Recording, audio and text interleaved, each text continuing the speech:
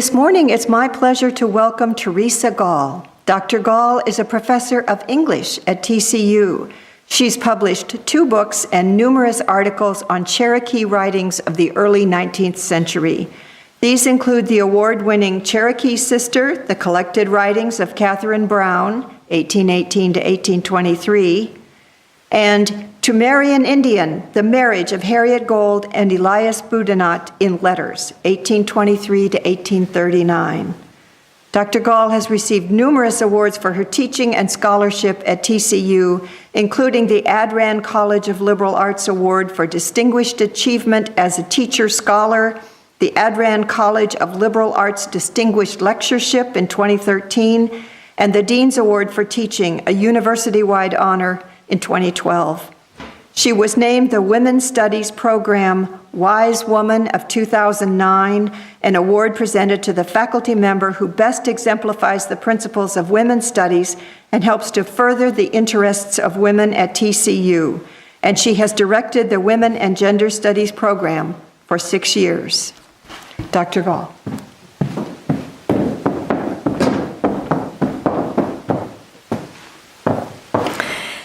First, I'll be presenting the reading, which is an extract from a letter written by Elias Boudinot, a Cherokee political leader, and his wife, Harriet, a white woman, to her family in Connecticut from their home in the Cherokee Nation in what is today Georgia. This husband and wife are writing in 1831 as the U.S. government was stepping up its efforts to displace the Cherokees from their homeland, which then led to the Trail of Tears. And so the first excerpt will be from the letter of Elias Boudinot. Trouble upon trouble, vexation upon vexation. I allude to the Georgia affair. The war is becoming hotter and hotter every day, as you no doubt learned from the Cherokee Phoenix, which was a newspaper. From that source, you obtain some knowledge of what our neighbors, Christian and civilized, are doing. But the half is not told. It cannot be told. We tell enough, however, I believe, for our purpose. If the good people of the United States can be induced to arise, to feel, and to act on the momentous subject.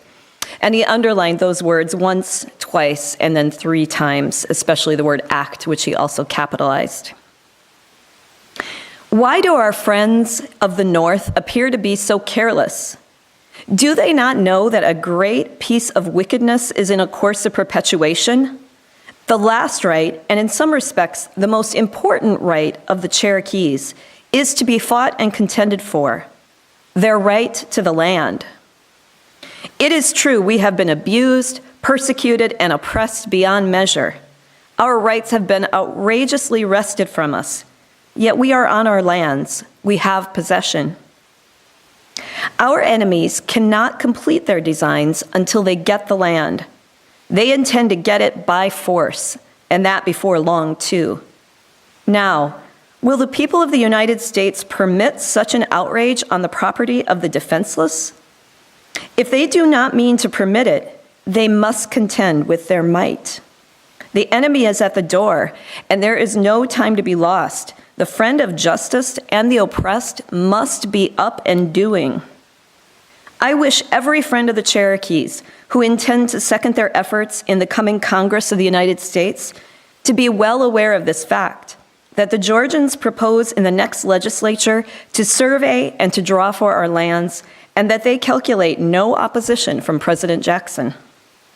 This great evil can be averted if the people can but be induced to speak in their might. And the next extract is written by his wife, who is now writing back to her brother-in-law and sister in Connecticut. Mr. B, her husband, has said with regard to the condition and prospects of our people what I wanted to say. I therefore need not repeat it. I will only say I am astonished at the apathy which prevails in the states in regard to the Cherokees. The friends of the Indians seem sleeping while their enemies are diligently pursuing their work, and the sufferings of the poor Cherokees are daily increased beneath the oppressor's rod. You say," and she's talking now to her brother-in-law who's a minister in Connecticut, "you say there are a few ancient lords of the soil still left in your town.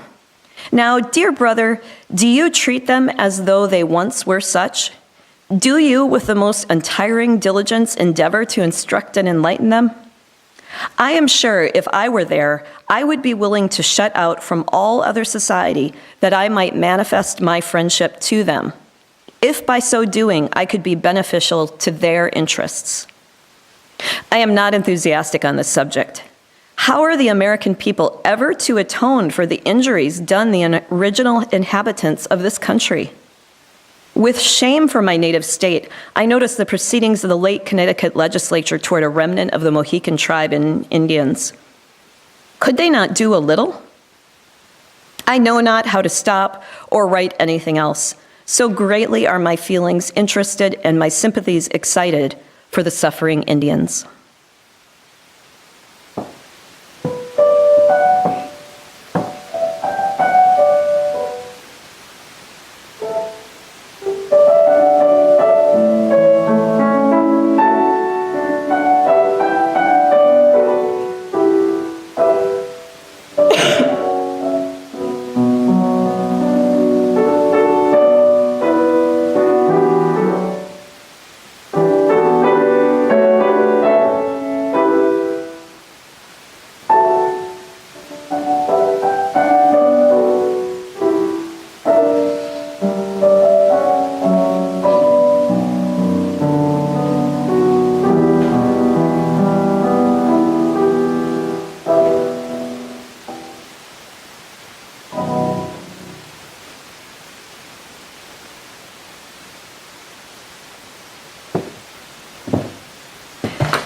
Well, thank you so much for inviting me to talk with you today and the warm welcome.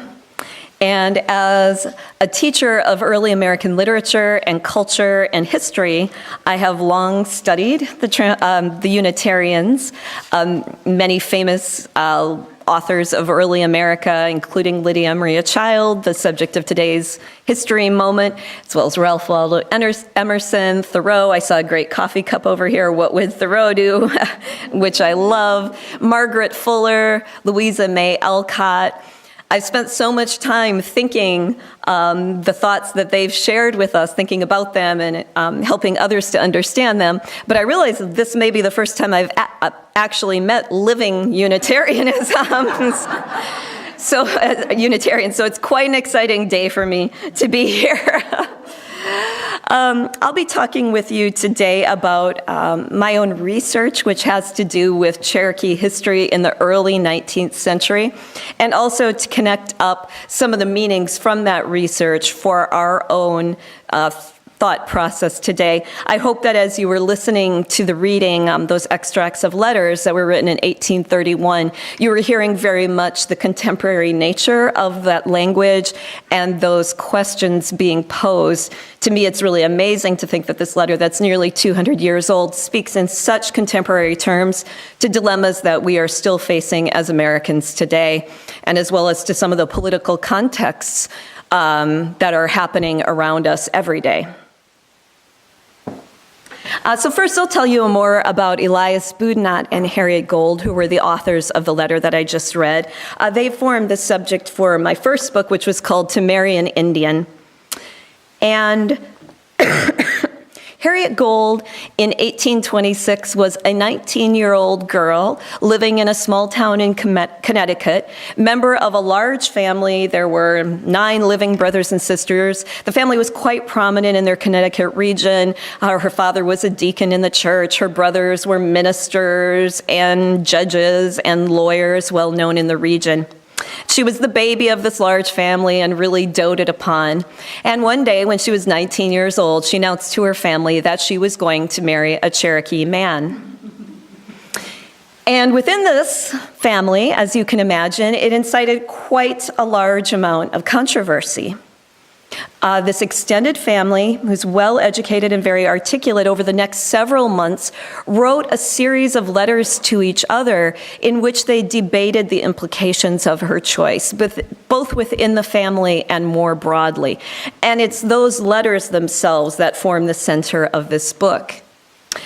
In addition, this decision to marry a Cherokee man caused a great deal of controversy in her community. Within her own very small town in Connecticut, there was a riot on the village green, and the young people that she had grown up with burned her in effigy in the town square, and her own brother lit the fire. She had been hidden away in a house for her own protection, and she watched out the window and saw all of this happen. And the story was also picked up by the news media at the time, and it traveled up and down the New England coast, this amazing and alarming story about intermarriage between white women and a Native American man. You might well wonder, what was a Cherokee man doing in a small Connecticut village in 1826? And this has to do with the history of Christian missionary efforts during the period. A body called the American Board of Commissioners for Foreign Missions, which was largely made up of Congregationalists and Presbyterians, were working very, very tirelessly during the 19th century to spread their religious beliefs globally. They had missions as far away as Hawaii, India, Turkey, Africa, as well as to many native nations in the domestic United States. And they had focused some of their efforts on the Cherokee Nation, which is in Georgia at that time, building schools and educating some of the younger generations of Cherokee children in literacy and also in what they considered to be civilization, Christian civilization. Some of the most gifted of those students from all of the regions around the world were sent to be educated at a school in Cornwall, Connecticut called the Foreign Mission School. And the idea behind the school was to take very promising students from around the world, bring them to one central location, and educate them to a higher degree and to prepare them to be leaders in their own community. And after studying for several years in Connecticut, they would then go back to their homelands and continue the American Board's efforts. And there was really a hope that by bringing them to the central location and then putting them in contact with the members of the local community, that they would become more sort of assimilated or integrated, to use the language of the time, into white society, that they would learn about this idea of civilization by interacting with the townspeople. And actually, if we go back and read some of those sermons and writings about this school, they really wanted these young teenage boys to come in contact with the young girls in the community because, of course, white women at the time were imagined to embody the highest graces of civilization. And this would help then the learning process of these boys. And what nobody seemed to comprehend or even think about was the possibility that some romances would develop, which indeed they did. This was the second so-called Indian marriage to come out of this school. The previous one had happened 2 years before. It had actually been Elias Boudinot's first cousin, John Ridge, who went on to become a major Cherokee political figure as well, who married a young girl. And now Harriet and Elias announced their engagement in this context. This second marriage actually did spell the end of this school. It closed within about a year after this. And so the stakes around this announcement of engagement were high. Those who opposed the marriage in her family, and it was quite a complicated terrain in this very large family. Some supported her choice and some opposed it. The reasons they opposed it differed from person to person. With some of them, it seemed to be outright explicit racism. Others felt that this marriage spelled the end of Christendom. And I'm not exaggerating there. They really did believe it would bring Christendom crashing down because of the effects that this would have, the negative effects on missionary efforts. So there were a lot of different arguments going on. Some were religiously based. Others were based in terms of racism. Within her family, some members who first opposed the marriage came to support her with time. Her sisters largely supported her throughout, with the exception of one or two. Her brother-in-laws largely opposed the marriage. Her parents, interestingly, supported her always, including her father, who very much supported her right to choose her own partner in marriage. This was a kind of new idea historically at the time, that you would marry for love, or that the individuals getting married would have any say in the choice.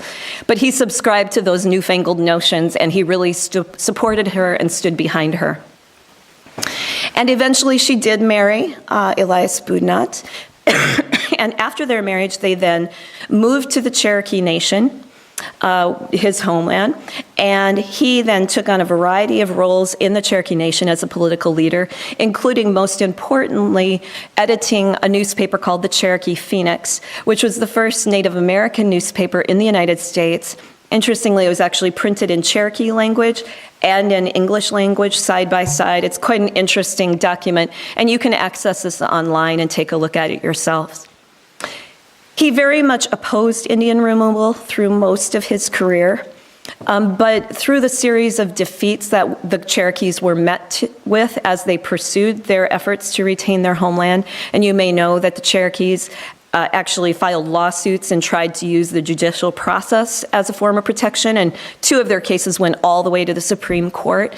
One had a ruling in their favor and one did not, but ultimately it didn't matter because President Jackson was intent on what he was intent on, which was moving on the lands to become increasingly valuable with the discovery of some gold. He very much argued against removal, but at a certain point, especially after that second Supreme Court ruling, he came to feel that this was going to be happening no matter what, and that the Cherokees needed to secure through a treaty-making process the best protections they could.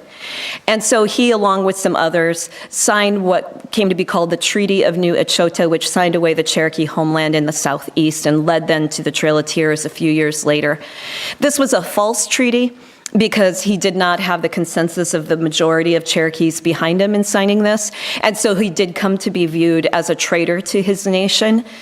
Harriet died at the age of 36, about 10 years, I'm sorry, she would have only been 29, about 10 years after they were married. She had had 6 children in the course of 9 years and died of an illness we can't really name at this point today. And Elias was actually assassinated 3 years later for his role in the false treaty. And that assassination was part of multiple assassinations of treaty members on that same date. And it ushered in a period of intense violence and upheaval in the Cherokee Nation that lasted for decades after post-removal. So they were obviously part of this large-scale political set of issues at stake, and I think these letters, as I mentioned earlier, really powerfully speak to what's at stake, not only for the people who were living this, the Cherokees, but also the people in the United States who wanted to be their allies, to use terminology that we sometimes use today. The idea that an ally to Native people or to other kinds of oppressed peoples uses their own privilege to speak out against injustices and to try to create social change. And Harriet, as a white woman who, as you saw in the letter, actually described the Cherokees as her people, as she said the words, our people, took on those causes in a very full-fledged way. The second story I'll tell you briefly about is that of Katherine Brown, and she's the subject of my second book, which is called Cherokee Sister. Katherine Brown was a young Cherokee woman. She was the same generation as Elias Boudinot. She knew him and grew up with him. And she had the notoriety or the honor of being the first Cherokee convert of the American board. And as such, she became kind of a minor celebrity figure in New England evangelical circles. She was well known. Her doings were covered in the press. Her letters that she wrote as she acquired literacy were printed in the press. She was eventually the subject of a stage play. People wrote poems in honor of her that were also published. And so there's a real knowledge of her. In fact, for several generations after, people sometimes named their daughters Katherine Brown in honor of her, and her memory still lives among Cherokees. There are Sunday schools named after her, and she was seen as being a powerful spiritual leader for Cherokees. She lived a short life. She died at age 23 of tuberculosis. But before she died, in the 4 or 5 years after she became educated through the mission schools, she used her abilities in a variety of arenas to really further the Cherokee causes. An argument I make in my book is that she took on roles as an interpreter between the Christian missionaries and the Cherokees, and whenever you're interpreting a language, the meanings that you're creating through that interpretation process are quite powerful. She also acted as an exhorter or a preacher in context with Cherokee women and in Cherokee worship services. Now, these were prohibited kind of roles for white women at the time in general, but she took them on probably more in line with Cherokee empowering of women in many different social contexts. And she also used her writing, these letters I mentioned earlier. She wrote extensively, and letter writing, even for white women, was a very approved occupation during the early 19th century. She wrote many letters. Some were to other Christian missionary women, some were to donors in the North. And I make the argument that she uses this writing of letters, and remember, many of these got published in newspapers, and there was even a posthumous biography after her life that put these letters in the public sphere. She was using these letters to create a network of supporters for Cherokee rights. So she couldn't do what Elias Boudinot did, which is go off to school in New England and then become a political leader that goes to Congress and does a lecture circuit in New England, and even is present when cases are being argued at the Supreme Court, because she was a woman. And the Christian missionaries brought their ideas about gender to the Cherokee Nation. They were different than Cherokee notions of gender, but they did constrain some of Katherine Brown's options within this context. So she couldn't go to Cornwall to be educated, for example, although you really can get the sense in her letters that she longed to be, and her brother did get to go, and she was more than a little bit envious of him. She couldn't do some of these overt kinds of political work in this new context that was brought about by colonialism. But what she could do was write letters, a very approved upon pursuit for women, and use those letters and those relationships with white women to try to cultivate support for Cherokee people as they were moving into this political period of controversy. And indeed, some of the women that she directly corresponded with, Lydia Sigourney, for example, became quite active in opposing the Indian Removal Act. There was a circular that was written by New England women. Catherine Beecher, the sister of Harriet Beecher Stowe, wrote that circular, and it was submitted to Congress in protest of Cherokee removal and Cherokee treatment. And many New England women became active in efforts to oppose Indian removal. We don't actually remember this very well today. Many times students I have in the classroom will think that everything that happened to Native Americans in the past was inevitable and it just unrolled with the unfolding of history. But it was all a result of direct choices made by people at the time. Much of it was very controversial and debated. Indian removal was the most debated context of the 1820s. It barely passed. Many people felt it was kind of the first moral test that the United States faced, and that the United States failed it, and that this was a blot on the United States as it moved forward as a nation. And in this controversy, women became quite active in protesting this issue. And then interestingly, those same sets of women went on to become very invested in the abolition movement, fighting slavery, and some of them became some of the first women's rights activists also within about a decade. So all of these forms of social justice movements of the 19th century are connected. And Katherine Brown, as a Cherokee woman, I argue, is playing a really important role in those. Sometimes the contributions of women of color are written out of these histories, but this shows us Katherine Brown's actions, as well as other Cherokees' actions, shows us this potential that they had, the work that they were doing on behalf of their own nation in the 19th century in this very tumultuous time. So as I mentioned earlier, I wanted to think about with you some of the connections to current issues, social justice issues today, as well as the notion of standing as an ally with Native people. And again, I think we have several models of that here. We see Harriet Gould, we see other missionary women and missionaries in general. And I will say that These missionaries, although they were trying to enact unquestionably a form of cultural genocide on Cherokees by bringing in Christian civilization and trying to eradicate Cherokee belief systems, at this early moment in history, the Cherokees still retained a great deal of power, and they really were in control of what was happening in their nation. They monitored, constrained, and limited what the missionaries were doing. This extended from sometimes kicking the missionaries right out of the nation if they crossed the line.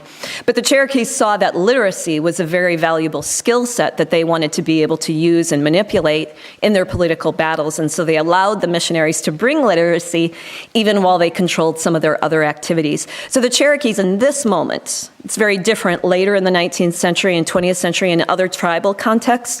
In this moment, the Cherokees had a great deal of power, and the allegiance with the missionaries was productive for them.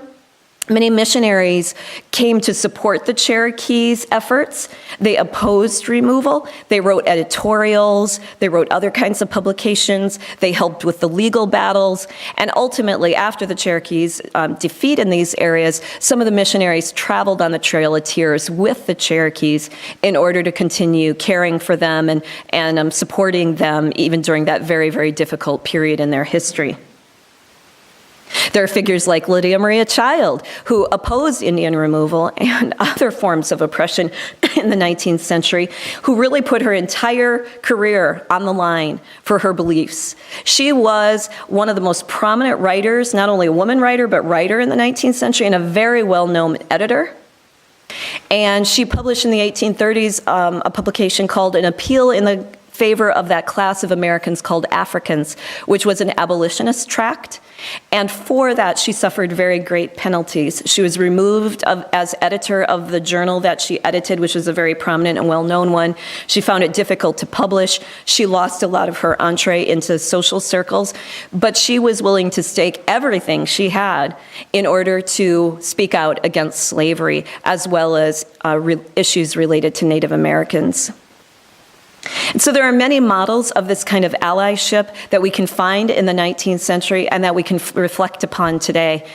And I think for us today, as we look at issues like the Dakota Access Pipeline that was talked about earlier, and many other issues, there are so many other issues that are confronting Native communities today, ranging from healthcare to violence to education, to environmental concerns, to their basic rights within the United States.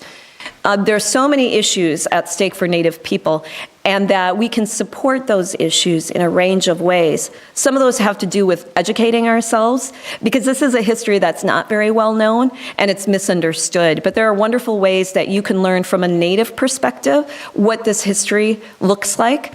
And one I would recommend to you is on PBS. There's a 6-part documentary series called We Shall Remain, and it streams on the PBS website. It takes particular moments in United States history and re-sees them from a Native perspective. So the first episode, for example, is on the first Thanksgiving.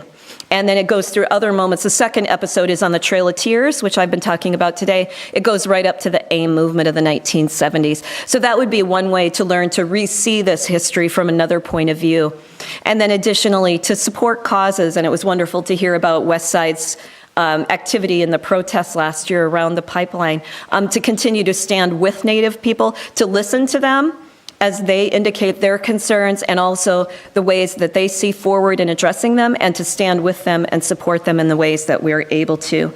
And I do also want to mention that at TCU, we've been working hard to create more programming and attention to Native and Indigenous issues. Especially in the fall, we are now hosting a yearly celebration called Native and Indigenous Peoples Day. It's around Columbus Day, and it's always featuring Native visitors to campus, Native speakers, Native artists. We pull in people in the TCU community who are Native, and we really try to hear their voices on that day and in other programming. And all of you would be welcome to attend that or other programs at TCU, which are often open to the public. So thank you very much for your attention.